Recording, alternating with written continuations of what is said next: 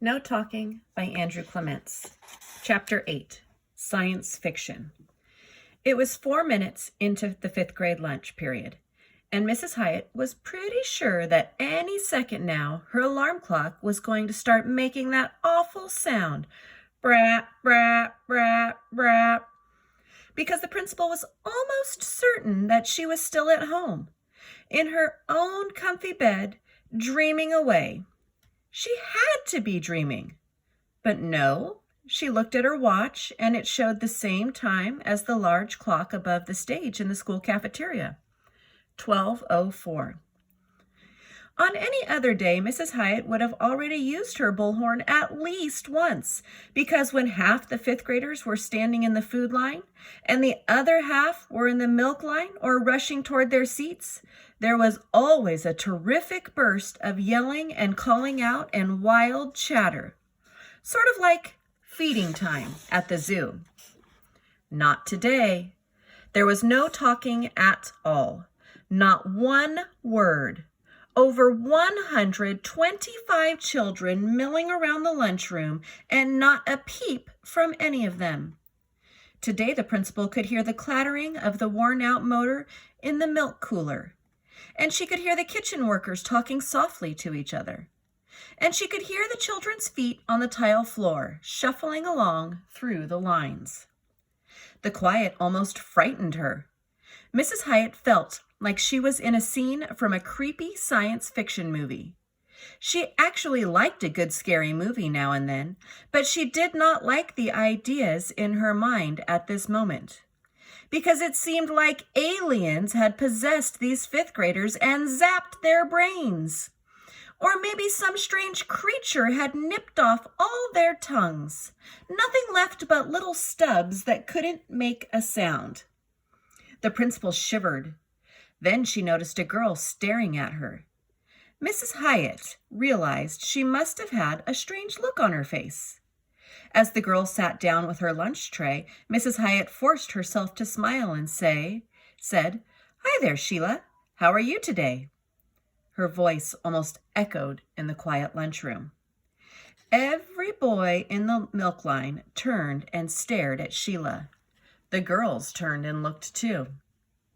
Sheila gulped, gave the principal a nervous smile, and speaking softly and slowly, she said, "Fine, thank you." Mrs. Hyatt turned toward the milk line, and all the kids looked away, silently. And again, the principal felt like she was in the middle of a science fiction movie. It suddenly seemed silly to be standing there in a silent room with her huge red plastic bullhorn. So Mrs. Hyatt walked over to the playground door, where Mrs. Escobar was standing. She tried to look as casual as possible, tried to act like it was perfectly normal for the lunchroom to be stone silent, except for the clattering of plates and the squeaking of sneakers on the waxed floor. The principal set the bullhorn on the floor by the wall and whispered to Mrs. Escobar, "What in the world is going on here?" Mrs. Escobar whispered back, "I have no idea, but it's something weird, that's for sure." Mrs. Hyatt did not like this feeling that something strange, something new was happening, because this new activity was happening at her school, and no one had asked for her permission. This new activity was unauthorized. Mrs. Hyatt didn't simply like being in charge of her own school. She felt like she needed to be in charge. And that's why she felt like she had to say something, do something to break the spell. So she stepped away from the wall, and in a loud voice she said, "Good afternoon, 5th graders. Are you enjoying your lunchtime today?" All the kids looked at each other. The whole room seemed to take a deep breath, and then almost everyone said, "Yes, Mrs. Hyatt," and then silence again. After an awkward few seconds, the principal said, "It's so quiet in here today. I'm very impressed with your good behavior." Some kids smiled, some nodded, but no one said a word. Mrs. Hyatt said, Is there some special reason why no one's talking today? The whole room went still. Even the chewing stopped. No hands went up, and no one answered her question.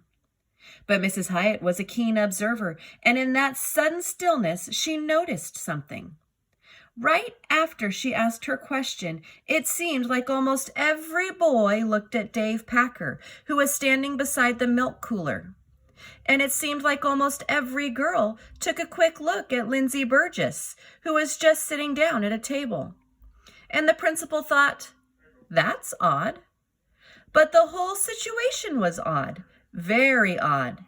And now it seemed like the room was stuck in a complete calm, as if all the kids had even stopped breathing. Everyone was waiting to see what she was going to do next. After a few more seconds of suspense, Mrs. Hyatt cleared her throat and said, "Well, students, please enjoy the rest of your lunchtime." And the cafeteria came back to life, silently.